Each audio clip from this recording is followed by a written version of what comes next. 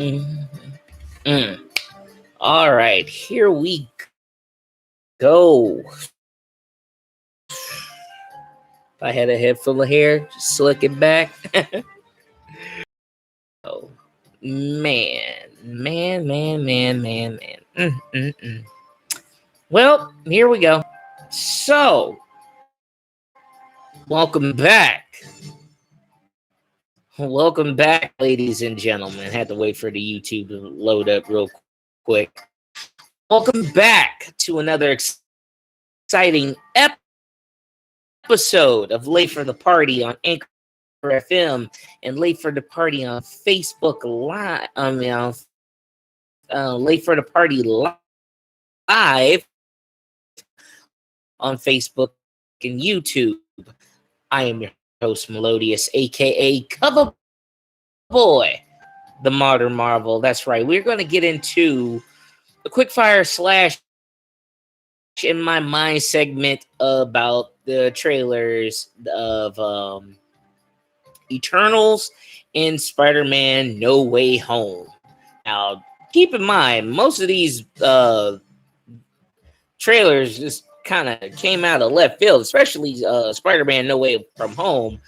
But, wanted to shed my light and insight on it and everything and tell you how I feel about it. So, but before I do that, please like, comment, share, subscribe to the YouTube channel, and support the podcast on Anchor FM. Also, you can jump on all 10 platforms from Spotify and Apple, Google, Castbox, all of that stuff. Also, check out the cool t-shirts like the Face for Radio t-shirt like this and whatnot.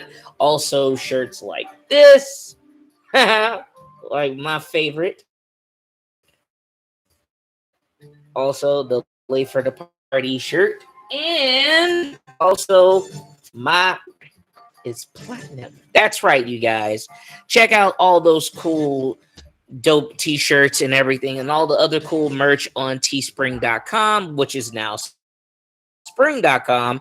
You could check it out in my link tree, which is in the link in my my bio on my YouTube channel or on my social media. So all of them will be in the links right there. So go ahead and check that out. It's just a click away. But here we go. Like I said, I'm going to get into this right now.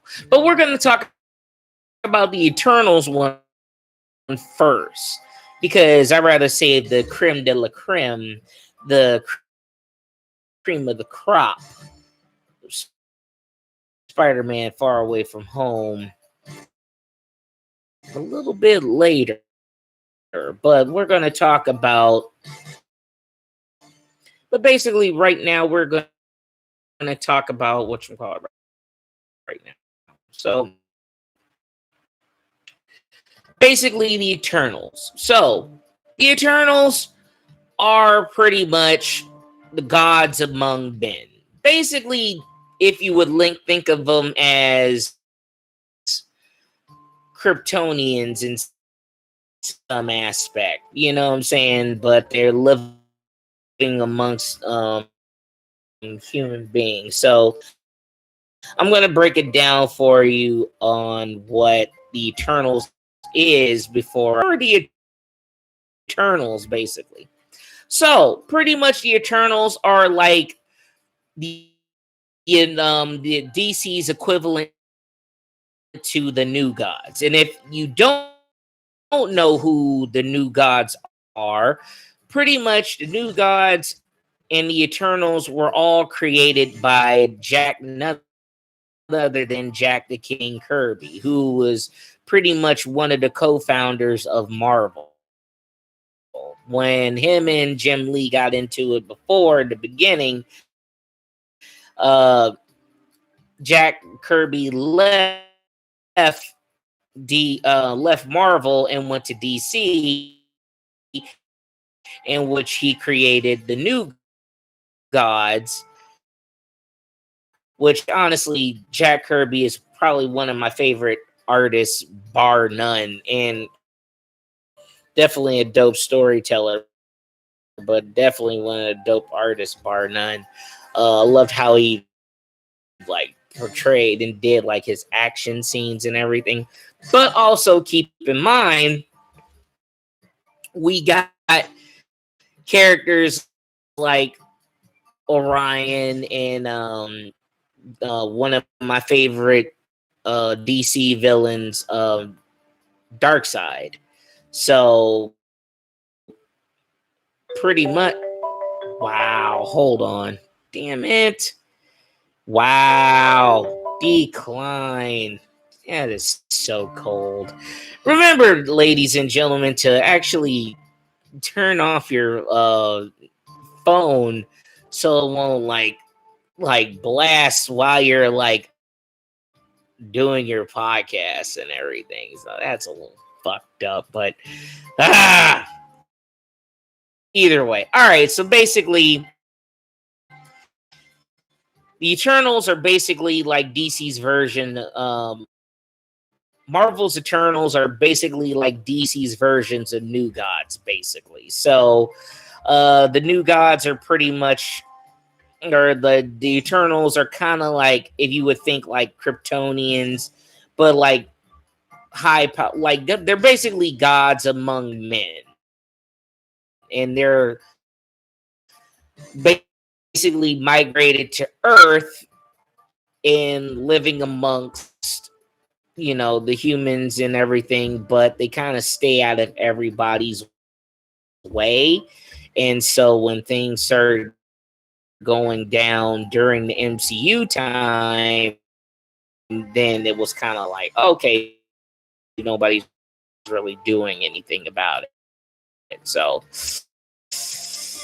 but the thing is about the new gods, I'm sorry, I'm getting them crossed. Well, they're all done by Jack Kirby.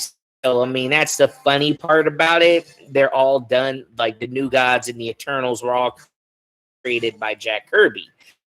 So that's why if you look on Google and you Google the Eternals and you Google New Gods, you kind of see a little bit of similarities because of how Jack Kirby created and his designs and everything, and how their aesthetics and how they look and everything. So you can understand it. The Eternals are pretty much were created by the Celestials. Now the Celestials are basically the gods.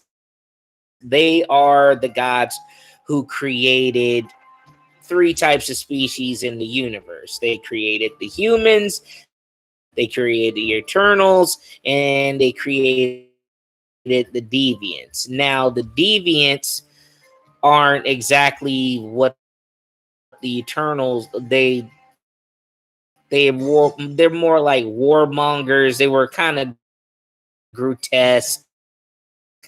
They were kind of evil, you know, but the Eternals were more, you know, I mean, you know, the Eternals were like superhuman. They were like damn near the equivalent of like Kryptonians, damn near. But like, you know, they didn't have to be around the sun just to have their powers and everything. So, but the thing was, you know, they stayed on Earth and everything, and they would just try to like. It's almost kind of like if you would think like the Eternals were angels and the Deviants were like devils. So, and the funny part is that Thanos is actually a hybrid. He's actually a hybrid of both. Of Thanos is actually a eternal hybrid, eternal deviant hybrid. So he's actually two of them at the same time. So they mentioned in the trailer that why didn't the Eternals interfere with the Infinity Wars? So, or the whole thing with Thanos doing what he was doing, and I wonder if they were even affected by the whole situation. Maybe not, because considering the fact that they're basically gods, and they didn't like, because I don't think none of them infected got affected by the snap or the blip or whatever the hell they want to call what Thanos did with the snap of his fingers. So, well, that being said, uh, so pretty much that the Eternals are basically that, and they're amongst the living in the world, and obviously they're trying to prevent probably the deviants to preventing the Celestials from returning, because the Celestials, like I said, the Celestials are the gods. This it's basically like the Celestials are like, I always say the Celestials are like more like if Galactus had a whole crew, and they all look like the equivalent of a Galactus. And honestly, it was like they're towering, they're gigantic, they're powerful. They play a significant role in Marvel in general. Like there's a few things like the Odin made the destroyer armor to combat against the Celestials. Basically, it's kind of like the God killer armor, which that was in Thor's MCU, in the first Thor movie. Um, Also, another fun fact, X-Men's Apocalypse, the X-Men's villain Apocalypse, all his abilities were from Celestials granting him their technology. That's how he looks the way he does. All the armor he's wearing is all Celestial armor. That's how he's able to increase his mass and size. And, it plays a significant part, because technically he was a telepath, and he was telekinetic, but also he had gray skin and blue hair. But when of Egyptian hieroglyphics, and they put it in the Sphinx to where he turned it was a celestial spaceship, and pretty much that's how he is the giant blue hulking armor clad character that he is, that we all know and love now. So, they all play a pretty deep role.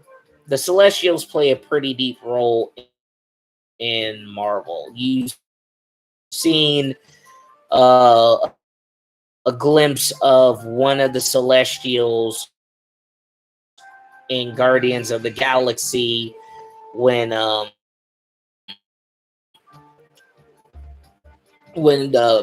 Benicio del Toro's character, the collector was explaining what the Infinity Stone was and everything, and then you see the backstory, and you saw one of the main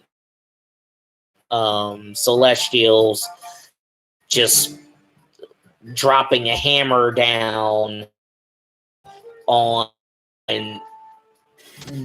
basically dropping a hammer down on the world and destroying it. So, I mean, if you really think about it, like, if you said, like, if I told you before, like, what bigger can you do other than the Infinity Gauntlet? I mean, the Celestials are pretty big. They're like a race of gods, and they have rhyme and reason to do what they do. So, they pretty much somewhat created created what created it, like Marvel's universe, basically. So, I mean, it's kind of weird, but I mean, how they're trying to lean up to it and how they're setting up the Eternals film. I mean, you obviously see Angelina Jolie, you see Selma Hayek, and it's weird because Selma Hayek is playing Ajak, and Ajak is a guy, but like I said, like, I'm not talking about uh tokenizing or anything at this moment, but if you want to watch any of my Face for Radios or anything like that, I do talk about that in my other segments, but you have to be a subscriber. But I mean, it looks good. I mean, obviously, it's going to be more of like a kind of like a love story, more so. Forgot the producer who was Chloe Zahn or something like that. I forgot her name, but could type it up, but I'm like getting a lot of delay on my laptop right now, so I'm gonna want to like add something on and then it goes away, you know what I'm saying? And so, but she's she's been nominated, and I think she's won an award on a couple things too. So, I mean, obviously she's a heavy hitter. We'll see how that turns out. It has a nice ensemble cast. I'm kind of excited to see how Icarus is, and Icarus is the one of the somewhat famous Eternal characters. I mean, he hasn't really been in as much as I read growing up. Matter of fact, I kind of found out about Icarus like maybe like probably like in the 90s. I know he's been around for a while, but like I said, I didn't read any Eternals books or anything until like I got older. And then I was like, oh shit, they've been around for a while. Jack Kirby's actually created these cats. And, Icarus is supposed to be kind of like our version of a like he's kind of like a version of a low powered Superman, basically. So he's not as strong as Kal-El, but he has certain abilities that kind of makes him stand out.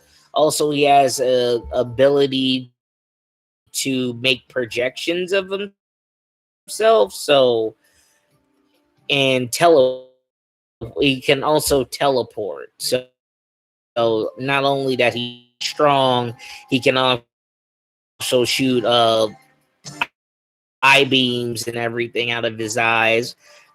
And that's pretty cool. So, I mean, like, from what I saw in the trailer, it looks funny as hell. You got you got a Paperboy from Atlanta also being one of keep forgetting, like, and that's the thing about, like I don't know all of the Eternals names and everything. I know Makai and Icarus and Ajax and a few other folks, but other than that, like kind of like everybody else escapes me to a degree. And it's weird seeing Angelina Jolie not like top villain, which is a plus, because like one of the main characters, like I think even I don't know if series in it or uh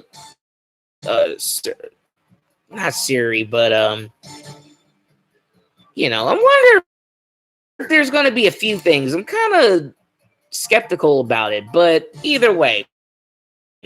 But from what I saw in the trailer, I don't know why they call it the final trailer, but it looks like they could have done a little bit more. So I feel like this trailer, I'm gonna like my quickfire review. I'm gonna give this trailer more of a I feel like more of a give it a 7.5. It's not that bad. It seemed like there could be more than it could be the final one. But it comes out Eternals come out November 3rd. Uh Pretty much we'll see what happens with that. Uh I'm giving it some kind of hope. Like I said, like I'm a nerd. I'm I'm a geek. I love this shit. I've read the books. I've read comic books, and I don't want no comic book movie to fail. And I don't, and as much crap that I give about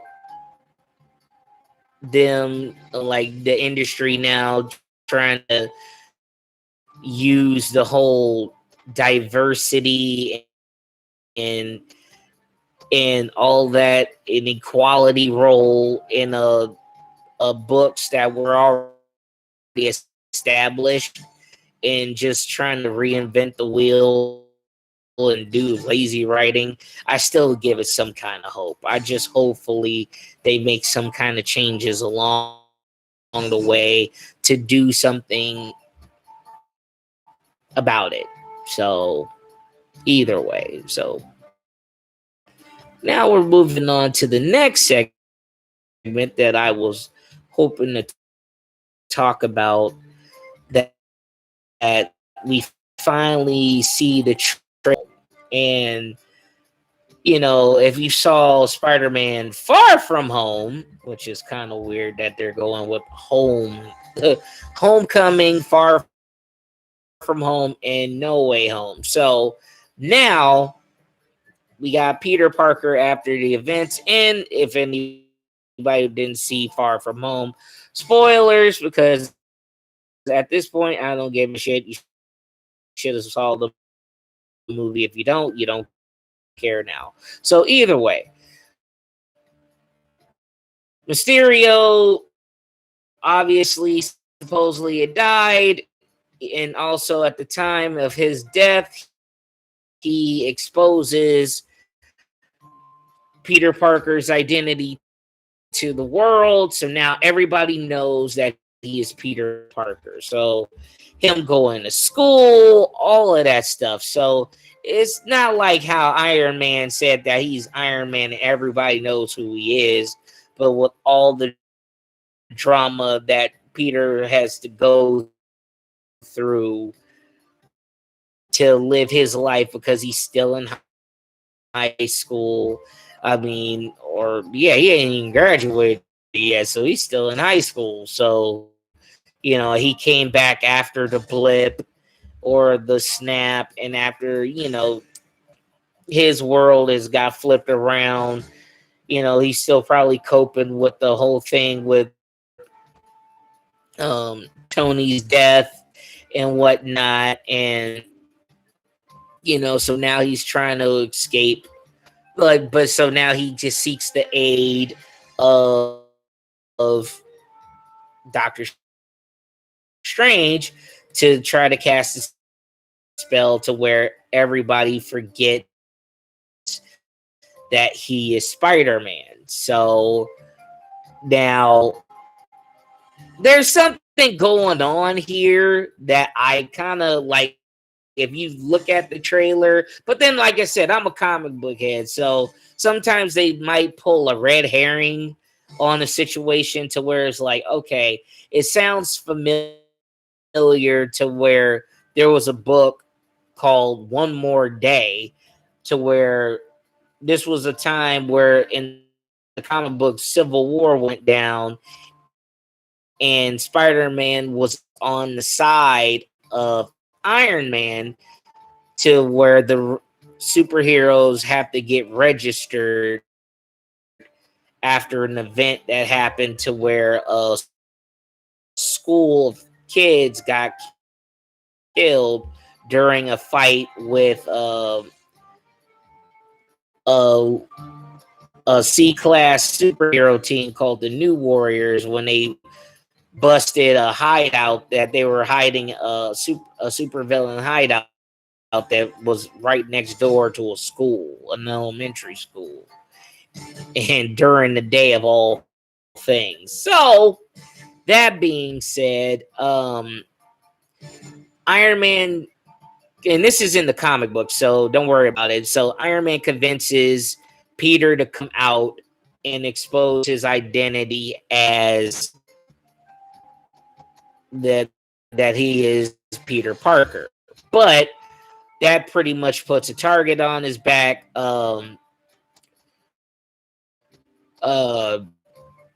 May gets killed because somebody was tried to assassinate him, but then uh, accidentally kills Aunt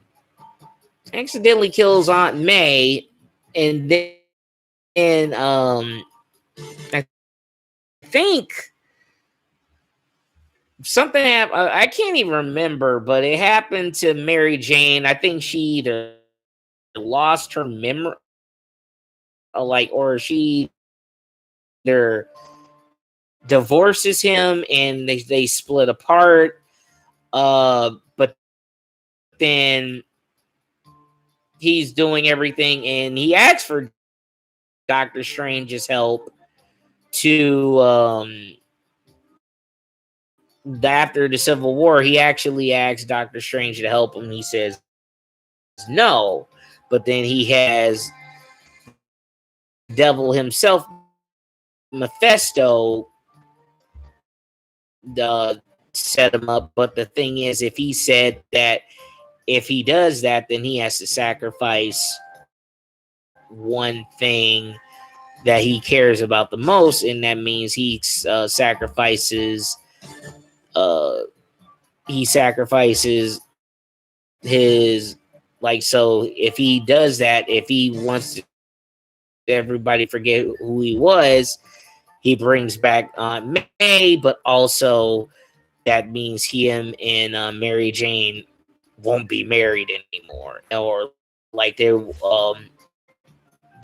would forget that they were even married. So, but he will remember, but she won't remember anything. So it was kind of weird, but it kind of feels like in that vein, in that feel like kind of like that story. And keep in mind, like, you know, Marvel, the MCU has a tendency to kind of amalgamize certain stories together to make it what it is. Like, for instance, like the whole like the Thor Ragnarok, that was pretty much elements of Planet Hulk, the book of Planet Hulk. And then Civil War, which it was somewhere in that realm, but not in like how the book was. So, but either way, Doctor Strange in this aspect, because I mean, yeah, I could understand that, you know, you're not used to like people knowing who you are, and you're literally wearing a mask from head to toe, and you know you get exposed like a nerd. That's kind of fucked up, and you know you're trying to live your life and you can't. But then now we got the Sorcerer Supreme helping out young Peter, and you see some of the like he's trying to cast a spell, but Peter is like, "Dude, shut up! I'm trying to like set the spell up," you know, and then it screws up, and you know, obviously this whole multiverse theory that was introduced in Far From Home, but now it's starting to become reality because of what happened in in Endgame. You know, so now there's gonna be some stuff with that.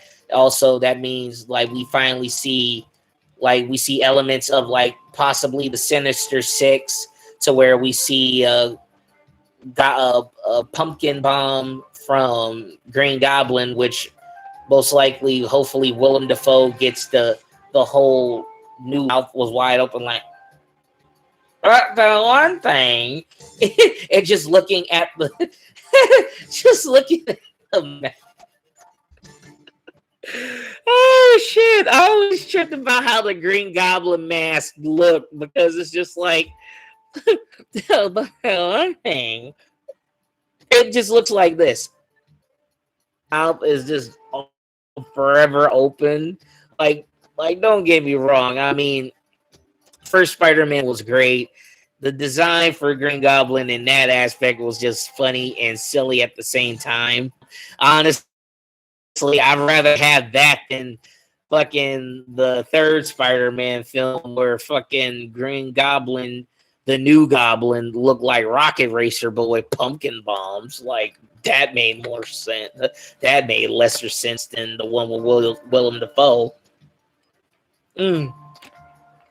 But you know, then we're starting to see elements, and then we finally see Doc Ock being Doc Ock returned by the actor Alfred Molina, and he reprises the role as Doc Ock, which honestly, I say Spider-Man 2 was still one of the dopest movies